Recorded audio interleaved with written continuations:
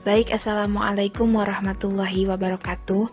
Alhamdulillahirrabbilalamin. Wassalatu wassalamu ala asrafil anbiya'i wal mursalin Sayyidina wa maulana Muhammadin sallallahu alaihi wasallam. Ibu bapak, bagaimana kabarnya?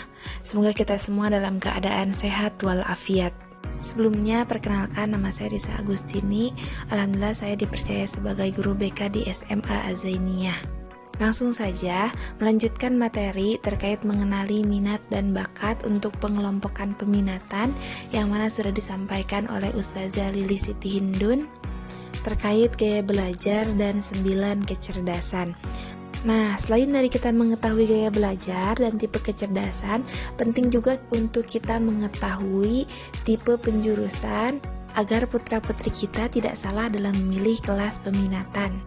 Ibu bapak, sebagaimana dikemukakan oleh John Holland, seorang psikolog asal Amerika, dia mengemukakan terdapat 6 jenis kepribadian yang disingkat dengan riasik.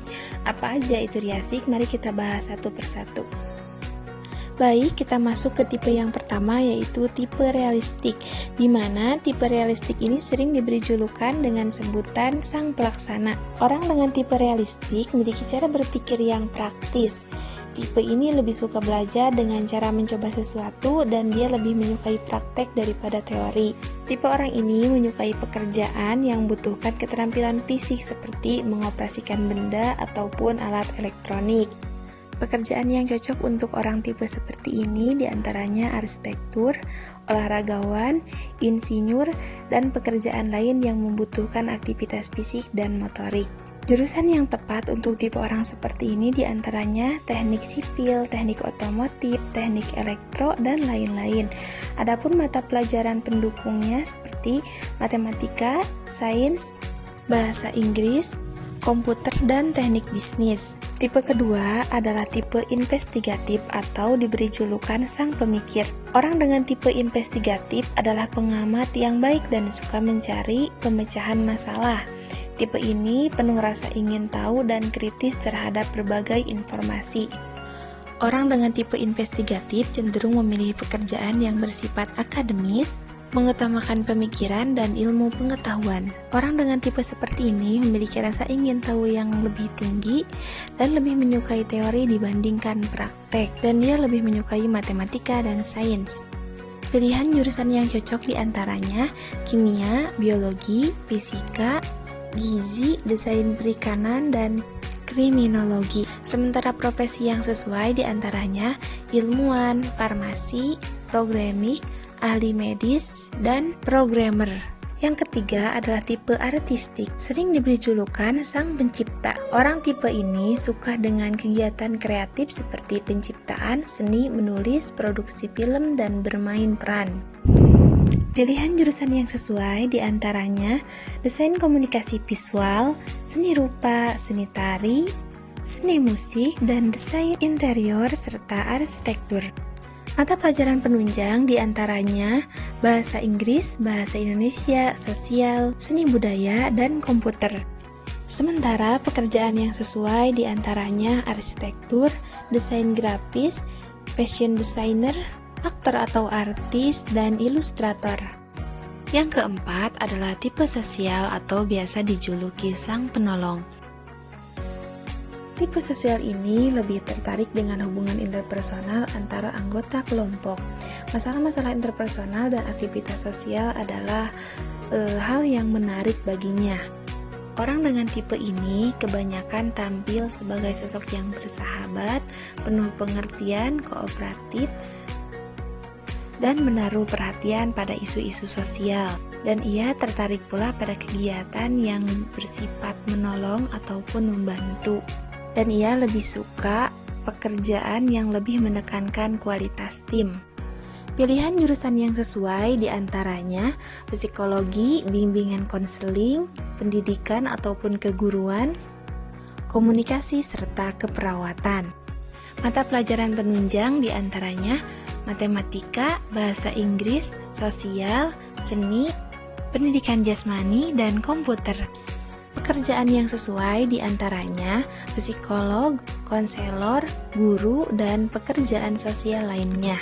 Tipe yang kelima yaitu tipe enterprising, biasa diberi julukan sang perayu. Orang dengan tipe ini cenderung menyukai aktivitas mempersuasi ataupun mengajak orang lain untuk mencapai tujuan. Dan dalam bekerja, ia cenderung ambisius, berani, dan percaya diri. Tipe orang ini juga suka pekerjaan yang memiliki kompensasi setelahnya seperti uang, kekuasaan, dan status. Jurusan yang sesuai diantaranya manajemen, hukum, bisnis, hubungan internasional, dan komunikasi. Mata pelajaran penunjang diantaranya matematika, bahasa Indonesia, bahasa Inggris, ilmu sosial, ekonomi, dan ilmu bisnis. Pekerjaan yang cocok diantaranya pengusaha, pengacara, manajer, dan politikus. Dan yang keenam atau yang terakhir adalah tipe konvensional, biasa diberi julukan sang pengatur. Orang dengan tipe konvensional menyukai aktivitas yang terorganisir. Ia adalah seorang yang rapih dan sistematis dan suka bekerja untuk membuat segala sesuatu. Dalam bekerja, ia lebih menyukai pekerjaan yang mampu mengembangkan kemampuannya dalam mengorganisasi sesuatu dan memiliki alur instruksi yang jelas. Pilihan jurusan yang sesuai diantaranya akuntansi, ekonomi, programmer, statistik, dan administrasi. Mata pelajaran pendukung diantaranya statistik, ekonomi, akuntansi, bahasa Inggris, matematika, dan studi bisnis. Nah, setelah kita mengetahui tipe penjurusan, sekarang kita akan bahas tentang kepribadian yang disusun oleh Dr. William Moulton. Beliau mengemukakan 4 jenis kepribadian yang disingkat DISC. Apa saja DISC itu? Mari kita bahas satu persatu. Yang pertama di sini ada tipe kepribadian dominan. Orang tipe ini biasanya mandiri dan sering mengendalikan lingkungannya dan sekaligus menggerakkan orang-orang di sekitarnya. Orang tipe D memiliki karakter yang suka to the point dan tidak sering bertele-tele dan sering mengambil keputusan secara cepat. Dan orang yang memiliki tipe D lebih cenderung menyukai sebagai pemimpin. Untuk lebih lengkapnya, ibu bapak bisa baca di slide-nya ya. Yang kedua adalah tipe kepribadian influence. Orang yang memiliki tipe kepribadian influence berperilaku cenderung cekatan dan suka berkolaborasi, lebih tepatnya lebih mudah bergaul dengan orang lain. Dia juga suka menghibur dan memberikan pengaruh dan pintar mengambil hati orang lain. Dia sangat antusias, suka bekerja sama, dan biasanya dia cenderung mementingkan popularitas. Nah, sekarang kita masuk ke kepribadian yang ketiga, yaitu tipe steadiness ataupun stabil. Seseorang dengan tipe steadiness dikenal dengan konsistennya untuk melakukan sesuatu sampai berhasil. Jadi, ia tidak akan berhenti untuk melakukan sesuatu itu sebelum ia berhasil. Dan ia juga tidak berorientasi pada kecepatan, melainkan pada konsistensi.